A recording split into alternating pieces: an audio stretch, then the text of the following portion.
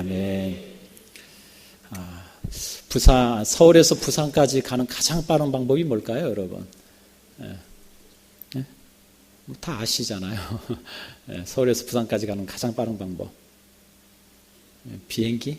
KTX? 네, 물론 그것도 빠르죠.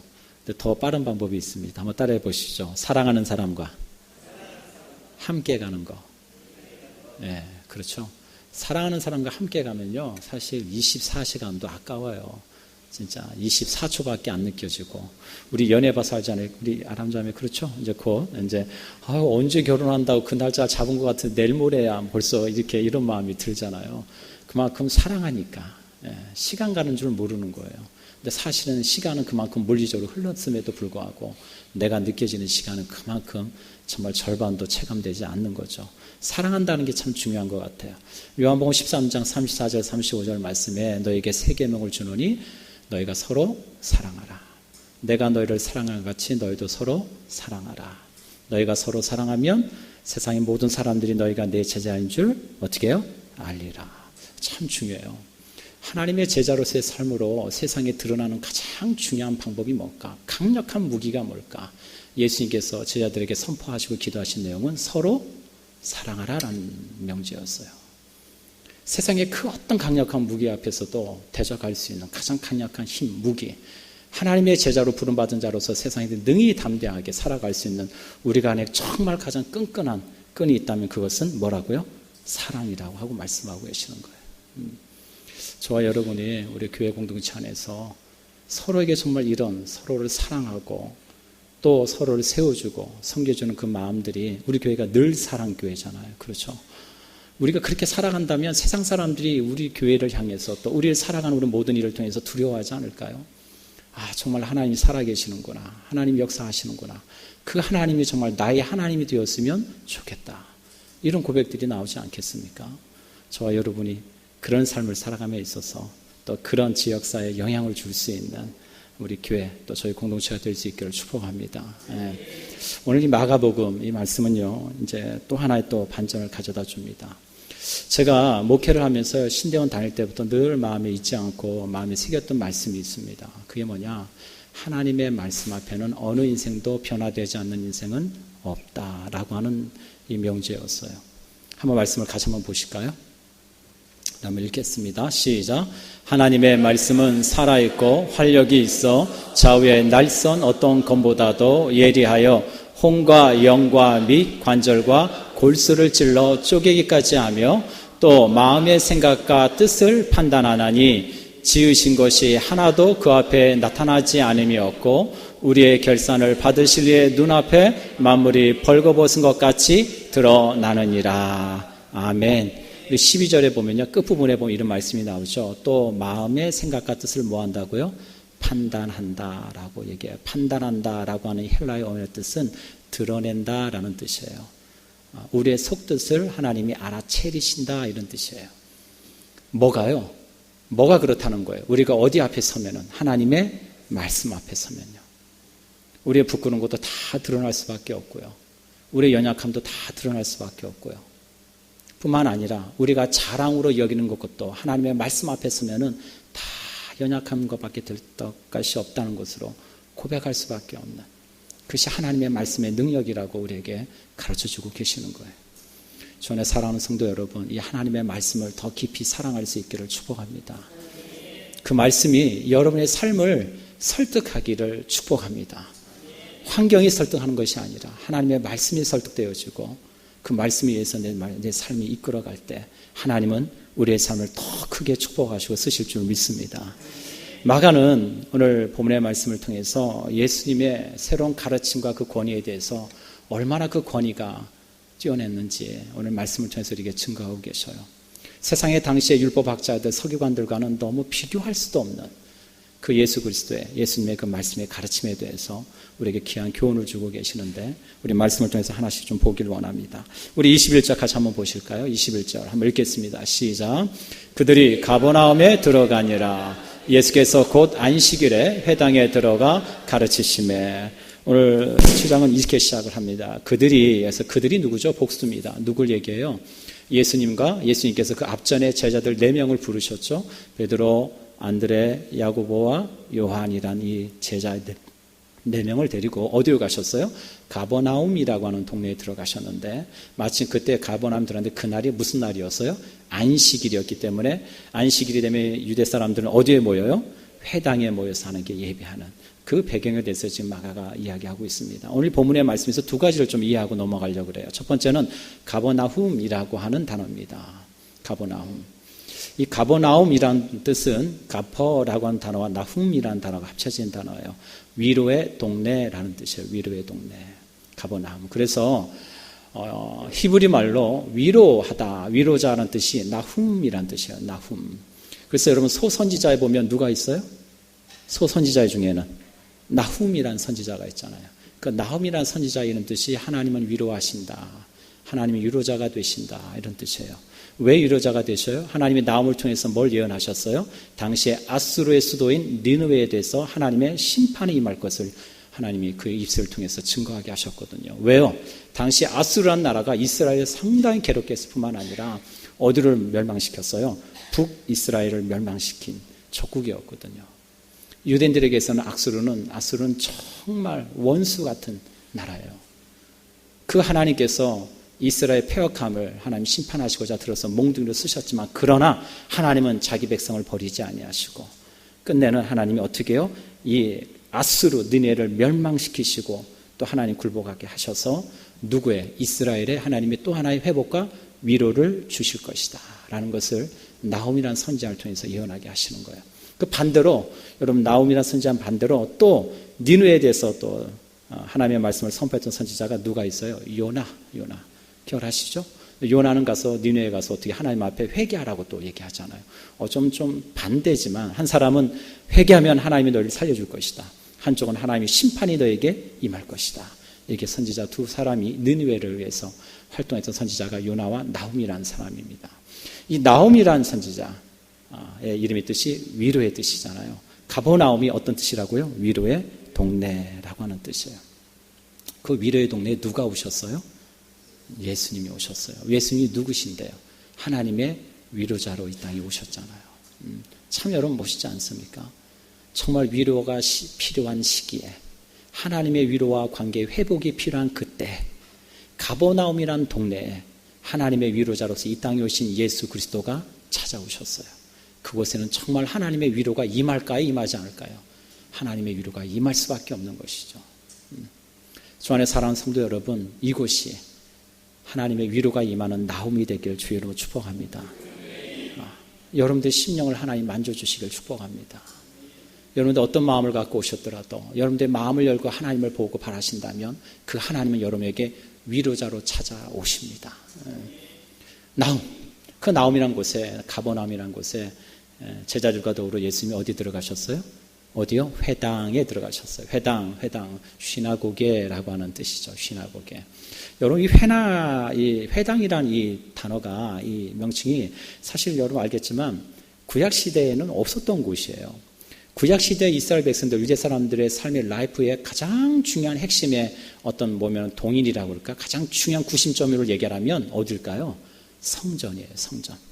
유대 백성들에게 있어서는 성전은 빼놓고는 그들의 삶을 이야기할 수 없어요. 아주 중요한 곳입니다. 왜요? 성전에서 뭐 하기 때문에? 하나님께 예배하고 누구를 만나는 곳이에요?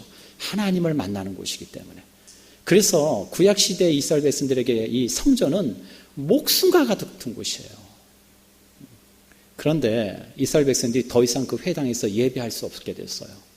여러분들 잘 아시다시피 어떻게 돼요? 남유다와 북이스라엘이 580년의 마지막으로 바벨론에서 멸망을 당하고 이스라엘 남유다 많은 백성들이 어디로 포로로 잡혀가요? 바벨론으로 포로로 잡혀갑니다. 그리고 바벨론에 의해서 그 성전은 완전히 무너져 버려요. 더 이상 가형적인 성전이 그들의 눈앞에 있지 못해요. 뿐만 아니라 포로로 잡혀가 있기 때문에 성전에서 예배를 드릴 수가 없는 처지가 돼요. 그러나 그들의 신앙의 정통성을 이어가야 됐어요. 뿐만 아니라 자신들이 하나님 앞에 선민이라고 하는 정체성을 이어가야 됐어요.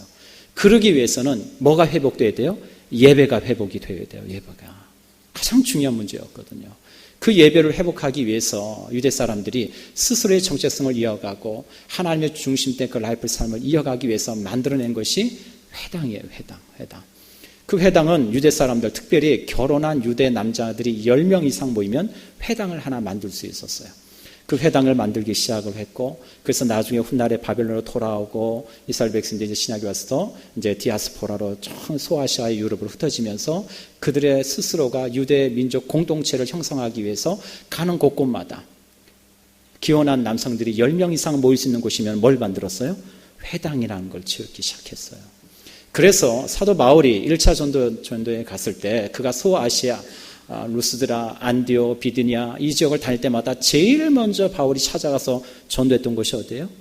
회당이었어요. 회당. 왜요? 회당에 가면 누가 있으니까? 유대인들이 그곳에 있었기 때문에. 그래서 그 회당이라는 역사가 그렇게 시작이 됩니다.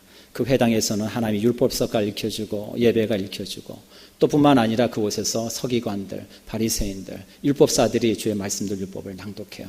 나중에 이 서기관들이 이제 훗날에 돼서 흔히 이제 신약에 와서는 이제 그들이 우리 오늘날로 얘기하면 선생이라고 불려지는 랍비가 됩니다. 랍비. 그 회당에 오늘 아주 중요한 사건이 하나 이제 등장이 되는 것이죠. 우리 한번 22절 말씀 한번 보실까요? 23절입니다. 한번 읽겠습니다. 시작.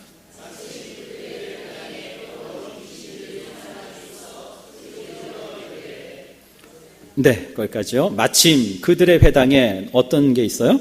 더러운 귀신 들린 사람이 있어 소리질러 이르되. 여러분 생각해 보세요. 안식일에. 안식일은 오늘날 무슨 날이에요? 주일이죠. 주일은 무슨 날이에요? 하나님이 거룩하게 구별하신 날이에요. 그럼 이해되시죠? 근데 회당을 오늘날로 얘기하면 어디라고 얘기할 수 있을까요? 교회예요, 교회. 예배당이에요, 예배당. 네, 예배당. 그럼 여러분 생각해 봅시다. 거룩하게 구별된 주일에, 안식일에, 그것도 거룩하게 구별될 장소에, 그렇죠? 그곳에 누가 있어요? 더러운 귀신 들린 자가 있었다라는 얘기예요. 여러분 오늘날로 이 말씀을 좀 비교하자면 이렇게 이해할 수 있어요, 여러분. 오늘 주일이죠. 주일날 이렇게 예배를 드리는데 이 예배 가운데 거룩한 하나님의 택한 백성들이 모여서 하나님께 예배를 드리는데 이곳에 더럽고 귀신 들린 악한 영에 묻들린 사람이 있을 수 있다 없다? 있다 없다? 있다라는 얘기예요. 있다라는 얘기예요. 그 이야기를 하는 거예요. 제 동기 목사님이 광명에서 단독 목회를 합니다. 근데 개척교회를 한 지 10여 년 돼 가는데 하여튼 애써서 목회를 해요. 근데 신기하게도 그 교회는 이상하게 이 귀신 들린 자매들이 좀 종종 와요. 그래서 제가 그랬죠. 목사님 특별히 귀신 들린 사람 보내달라고 기도하냐. 근데 그래요. 그런 기도한 적이 없다. 근데 희한하게 좀 멘탈이 이상하고 좀 뭔가 좀 부자연스러운 행동을 하는 자매들이 종종 온다 그래요. 그래서 목사님 은사야, 은사. 그것도 그냥 감사함으로 받아들여요. 그랬더니 저한테 뭐라는 줄 아세요? 내가 부모를 살 테니까 당신이 와서 해봐 그러면 그래요. 예. 어떻든 어느 날 작년에 있었던 얘기인데 전혀 모르는 한 권사님이 30살 먹은 딸을 데리고 왔대요. 저한테 그 얘기를 하더라고요. 그래서 그랬더니 명지대학교 대학원은 이제 졸업을 앞둔 이제 논문 박사학위를 쓰고 있는 자인데 뜻도 모르게 찾아왔더래요. 누군지도 모르겠는데. 그러면서 나중에 알고 보니까 누가 소개를 해서 여기 한번 가봐라. 그래서 하도 답답한 마음으로 왔대요. 이 자매가 모태신앙이에요. 신앙생활도 참 잘하고 교회도 잘 봉사하고 명지대학교 대학원까지 나와서 나름대로 꿈이 있는 자매겠죠. 근데 남자친구를 좀 사귀었나 봐요. 근데 그 남자친구하고 무슨 이유인지 모르겠는데 헤어졌어요. 헤어지고 난 다음에 2주가 지난 다부터 이상한 행동을 하기 시작하는 거예요. 이 자매가. 모르겠어요. 정신적인 충격을 받아서인지 모르겠지만 자꾸 헛소리를 하고 그리고 교회 안 간다 그러고 엄마한테, 엄마가 권사님인데 권사님이라고 안 하고 권사 니은 이렇게 부르고 도저히 이해할 수 없는 행동을 하니까 그래서 고민하다가 아무래도 좀 얘가 좀 귀신이 들린 것 같다 그런 생각이 들어서 이제 알아서 소문소문해서 교회에 온 거예요. 근데 목사님 이제 예배를 딱 드리려고 이렇게 서 있는데 저 뒤에 모르는 한 권사님하고 30살 자매가 이렇게 오는데 뒤에 앉아있는데 이 자매가 계속 예배를 드리는 중간에 구시렁구시렁 이러고 있더라는 거예요. 그래서 도대체 뭘 하고 궁시렁구시렁 되는 신경이 쓰이더래요. 설교를 하려는데 그러면서 예수가 어디 있어? 하나님이 어디 있어? 웃기는 소리 하고 있나? 예수가 어디 있어? 계속 그 얘기만 반복을 하고 있는 거예요.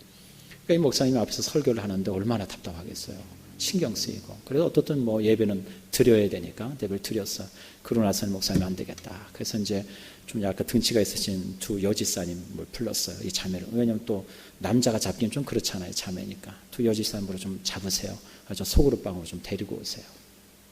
딱 붙들었는데 이 자매가 얼마나 힘이 센지 야! 그러면서 그때 쌍소리를 하면서 그 두 여지사님을 그냥 발을 팍 집어 던졌는데 두 여지사님이 그냥 나 자빠질 정도로 그냥 뒤에 벌렁덩 넘어지더라는 거예요. 이거 얼마나 놀랬겠어요. 얌전하게 생기고 순하게 생긴 아가씨가 무슨 삼손도 아니고 말이야. 두 아줌마를 뒤집어 버리니까 얼마나 놀랬겠어요. 그래서 도저히 안 돼서 막 또 오시라고 그러고 사모님도 오라고 그래서 막 4명이서 붙어가지고 소그룹방으로 데려갔대요. 근데 계속 앉아서 너 예수가 있어. 하나님이 어디 있어. 계속 이 얘기를 하고 있더래요. 그래서 목사님이 딱 2마디만 했대요. 다른 얘기는 안 하고 기도하면서 예수의 이름으로 명하노니 더럽고 추한 귀신아 나올지어다. 이렇게 크게 하고 매비치고 그 다음에 기도하고 찬송하시다가 나중에 참 모르겠어요. 하나님이 그런 마음을 주시더래요. 자매에게 신앙 고백을 시켜라. 이런 마음을 주시더래요. 그래서 이 목사님이 자매님 눈은 똑바로 뜨세요. 신앙 고백합시다. 전능하사 천지를 만드신 하나님을 내가 믿사오니. 그 신앙 고백을 하나하나씩 처음에는 안 하듯이 따라또 하듯이 한 중간쯤 되니까 이 자매가 눈물을 뚝뚝 흘리더라는 거예요. 그러면서 자기가 펑펑 울더래요. 마음속에. 이 목사님도 같이 울었죠. 막 거기 있는 사람들이 다 놀래고. 그러면서 이 권사님이 나중에 그 자매 이야기를 듣고 이런 뭐 이야기들을 듣고 그리고 이제 식사를 하고 그리고 기도하시고 섬기는 교회 꼭 빠지지 마시고 잘 나가서 섬기라고 했다는 얘기를 제가 들었어요. 주 안에 사랑하는 성도 여러분, 묻겠습니다. 세상에 귀신이 있을까요? 없을까요? 확실히 얘기하세요. 네, 있어요? 없어요? 왜 반은 잘 모르시겠어요? 네, 귀신이 있습니까? 없습니까? 있죠, 여러분. 귀신은 있습니다. 여러분, 귀신이 있다는 걸 믿으라는 거지 귀신을 믿으라는 얘기는 아니에요. 네, 귀신이 있다는 걸 믿으라는 거예요. 귀신이 있어요. 그런데 여러분, 이렇게 우리가 눈으로 드러나게 정말 하나님의 일을 대적하고 그리고 그 입술로 부정하고 입으로 주워 담을 수 없는 부정한 말들을 내뱉으면서 하나님의 교회를 더럽히는 그런 더러운 것들도 있지만 성경에 보면 광명한 천사로 가장한 더러운 것도 있다고 성경이 말씀하시거든요. 교회는요, 다양한 사람들이 모입니다. 그리고 각종 그 마음에 많은 상처들도 있고 나름대로의 그 마음에 부르심이 있고 하나님 만지심이 있기 때문에 교회 오는 거 아니겠어요? 근데 그 중에는 참 너무나도 누가 보기에도 정말 너무나도 어떻게 저런 사람을 하나님이 교회에 보내주셨을까? 어떻게 저렇게 신실한 사람을 하나님이 교회에 세워주셨을까? 어쩌면 저런 훌륭한 인격을 가지고 있을까? 라고 생각할 정도로 누가 보더라도 그렇게 보여지고 그렇게 행동하는 사람들도 교회에 있어요. 그런데 정말로 그 마음에 하나님의 영이 아닌 더럽고 귀신 들린 악한 영이 그 안에 심겨져 있으면 반드시 때가 되면 본색이 드러난다는 거예요. 여러분, 우리 한국 사회라든지 교회사를 보게 되면 교회가 부흥하고 성장할 시기는 어느 시기인지 아세요? 여러분, 교회사를 보면 교회가 막 폭발적으로 성장한 시기는요, 교회가 잘 되고 사람들이 평안하고 아니요. 그때는 오히려 교회가 더 타락했어요. 외부로부터의 핍박이 있고요. 순교의 피를 흘려가고요. 그리고 복음에는 다른 것이 있을 수 없다라고 하는 순결한 고백들이 있을 때, 그리고 그 가운데 하나님 앞에 부르짖음이 멈춰지지 않을 때 교회가 성장했어요. 또 오히려 교회가 평안하고 모든 것이 잘 되어져 가면 자꾸 우리의 삶 가운데 틈이 생겨요. 왜요? 하나님보다 더 좋은 것들이 자꾸 눈에 보이기 시작하고 더 편리한 것들이 내 삶을 자꾸 주장해 가요. 그러면 우리의 부르짖음이 자꾸 멈춰요. 하나님을 보는 그 시각이 자꾸 딴 것을 보기 시작해요. 그러면 그런 광명한 천사로 위장한 사람들이 본색을 드러내기 시작하는 거예요. 왜요? 하나님의 교회를 무너뜨리는 것이 그들의 사명이니까. 그런데요, 여러분, 걱정할 필요가 없습니다. 거룩한 날, 안식일에, 그것도 거룩한 장소에, 회당에 더러운 귀신 들린 사람이 있었어요. 큰 문제가 될 수 있는 상황이에요. 그런데 그곳에 누가 계셔요? 누가 계셔요? 누가 계셔요? 그러면 되는 거예요. 그것은 누가가 계시냐는 거예요. 예수님이 그곳에 계셨다는 거예요. 아무리 교회가 혹이라도 우리가 보기에 연약한 부분이 있을지라도, 교회가 본질에 붙들려 있고 교회가 하나님의 말씀을 중심으로 반드시 서 있다면, 그리고 그곳의 주인이 머리 대신 그리스도가 계심을 우리가 믿음으로 고백하고 있다면 결코 그 교회는 무너지지 않습니다. 왜요? 하나님이 책임져 주시니까요. 오늘 그곳에 예수님이 함께 계셔요. 그리고 그 귀신에게 예수님이 뭐라고 말씀하셔요? 뭐라고 말씀하셔요? 한번 읽겠습니다. 25절 시작. 예수께서 꾸짖어 이르시되 잠잠하고 사람에게서 나오라 하시니. 참 꾸짖어요.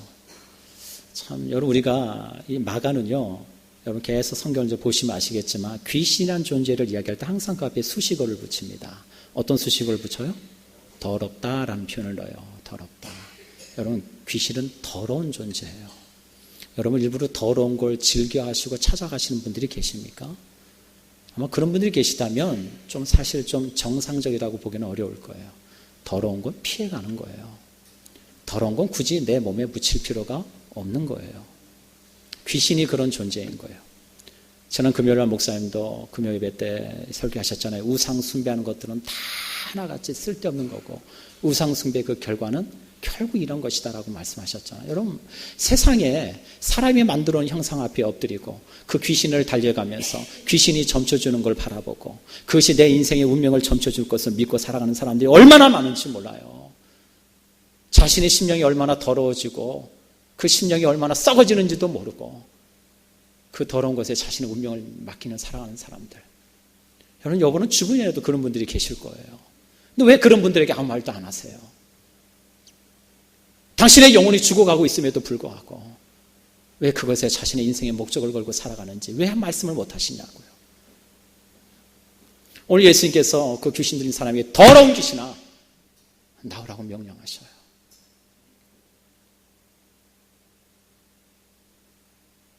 주변에 많은 회당에 있던 많은 사람들이 놀랍니다. 왜요?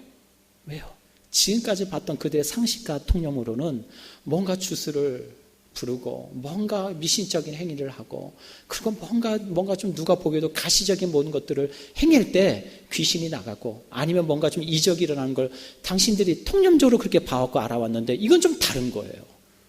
예수님은 뭐로요? 말씀으로만. 그 말씀 앞에 더러운 귀신이 나가는 것을 그들 눈앞에 목도하는 거예요. 도대체 이게 무슨 연고냐? 주 안에 사랑하는 성도 여러분, 귀신은 우리가 쩔쩔매고 달래야 존재가 아니라 우리의 입술을 통해서 그 입술에 예수의 이름으로 우리가 선포해야 될 대상이라는 사실을 여러분 잊지 않기를 주의 이름으로 축복합니다. 많은 사람들이 놀래요. 그 회당에 여러분 아시겠지만 서기관들, 율법사들도 있었을 거 아니에요. 도대체 이게 뭐냐? 도대체 그의 말에 무슨 권위가 있길래 그 말 한마디에 저 귀신이 두렵고 떨림으로 순종하는가? 놀라운 일을 그대 눈에 경험한 거예요. 그러나 놀라운 일이 아니죠. 요한복음 1장 14절에 뭐라고 말씀하셔요?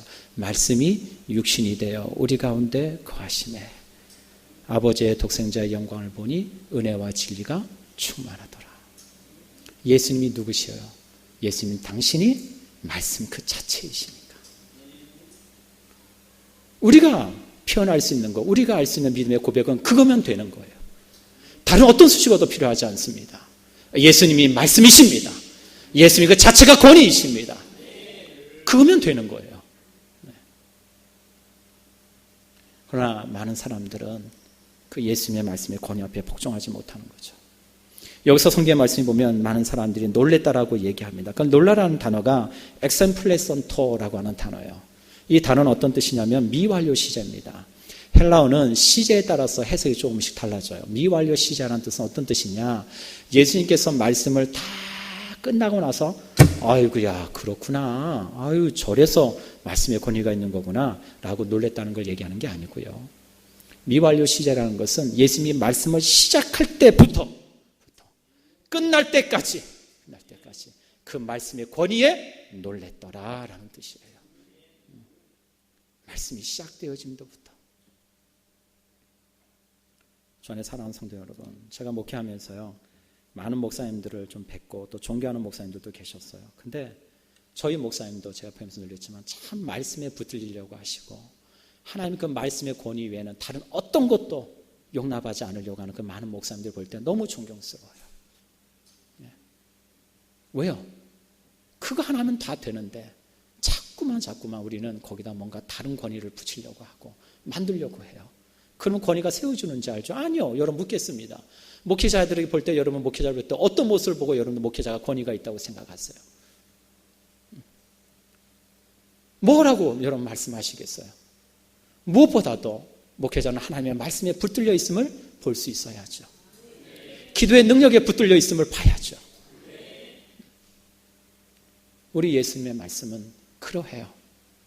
그분이 하나님이시고 그분이 곧 말씀 자체이시고 그분은 살아있어 운동력 있는 어떤 날성검보다도 예리하고 날씬해서 우리의 영과 혼과 골수를 쪼개고도 남으시는 하나님의 권위의 말씀이 되시니까. 우리 당시에 많은 유대 율법사들이나 서기관들이 참 놀랍니다. 그러나 마가는 예수님의 무엇을 말씀을 증거했는지 보다도 그 말씀이 선포되어지자마자 그 말씀이 그대로 되어짐을 보면서 많은 사람들이 놀라고 있다는 사실을 우리에게 증거하고 있어요. 우리 마지막 우리 4절 25절 한번 읽겠습니다. 한번 보실까요? 우리 끝구절 27절 한번 읽어보고 있습니다. 27절입니다. 시작. 다 놀라 서로 말하되 그 귀신들이 명하지 순종하는도다. 아멘. 마가는요 결론적으로 이런 말을 합니다. 예수님께서 누구냐 그 예수님의 아이덴티티가 뭐냐라고 얘기하는 것보다 예수님의 가르침과 교훈의 정체가 도대체 뭐길래 그렇게 사람들이 놀라는가, 이 부분에 대해서 이야기해요. 오늘 말씀을 좀 잠깐 정리하려고 합니다. 우리 사랑하는 우리 사랑교회 성도 여러분, 그들의 입술의 고백에 이 예수님의 말씀의 권위를 이렇게 정의 내려요. 권위 있는 새 교훈이로다 라고 말씀하셔요. 무슨 얘기예요? 지금까지 자신이 들어왔던 거는 완전히 다른 것이다라는 거거든요. 우리의 삶에 정말 새로운 삶으로 인격으로 변화시키는 힘이 있는 게 있습니다. 우리 교회를 근본적으로 하나님의 능력의 손 안에 붙들리는 가운데 그 하나님의 영광을 드러내도록 하시는 중요한 도구가 있어요. 그게 뭘까요? 여러분들 정답을 다 알고 계시죠? 그게 뭘까요? 하나님의 권위 있는 말씀이에요.